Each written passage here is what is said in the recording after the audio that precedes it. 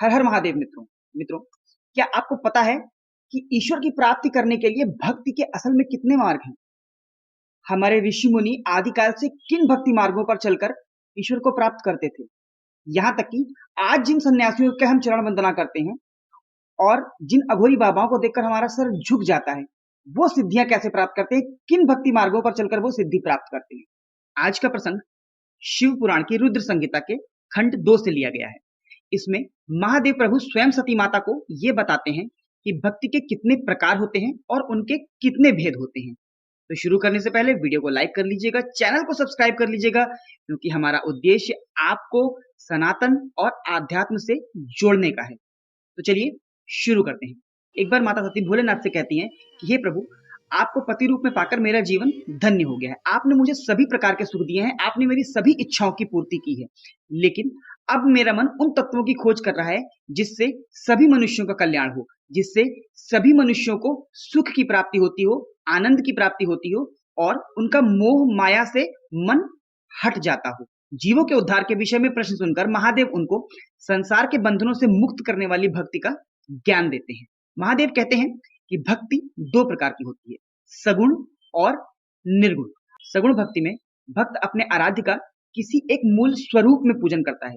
इसमें ईश्वर का एक मूल स्वरूप निश्चित होता है जिसका ध्यान और चिंतन भक्त सदैव करता रहता है। उसके विपरीत निर्गुण भक्ति में ईश्वर का कोई स्वरूप निश्चित नहीं होता, बस ध्यान होता है और चिंतन होता है। सगुण और निर्गुण भक्ति के 9 भेद हैं, जिनको भोलेनाथ ने माता सती को इस प्रकार बताया: श्रवण, कीर्तन, स्मरण, सेवन, दास्य, अर्चन, वंदन, सख्य और आत्मसमर्पण। आगे महाप्रभु इन सभी 9 भेदों का विस्तार पूर्वक वर्णन करते हैं, जो मैं आपको बताता हूं। श्रवण, स्थिरता पूर्वक अपने मन को एकाग्र करके अपने इष्ट की कथाएं सुनना, भजन व कीर्तन सुनना श्रवण कहलाता है।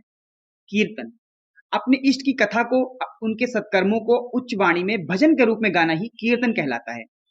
स्मरण, अपने आराध्य को अपने आसपास की हर वस्तु में खोजना, अपने प्रभु को सर्वव्यापक मानकर उनकी चिंता करना ही स्मरण है। सेवन, अपने हृदय व समस्त इंद्रियों से अपने इष्ट की सेवा ही सेवन है। दास्य, स्वयं को अपने प्रभु का अंश समझकर एक दास की भांति अपने प्रभु में आस्था दास्य कहलाती है।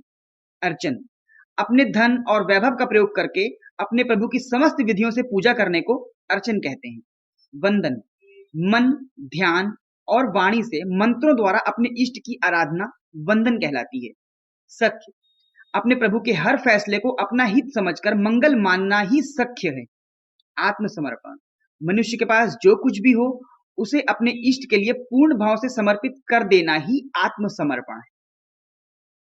तो उम्मीद करता हूं मित्रों, भक्ति की ये 9 रूप आपको समझ में आए होंगे।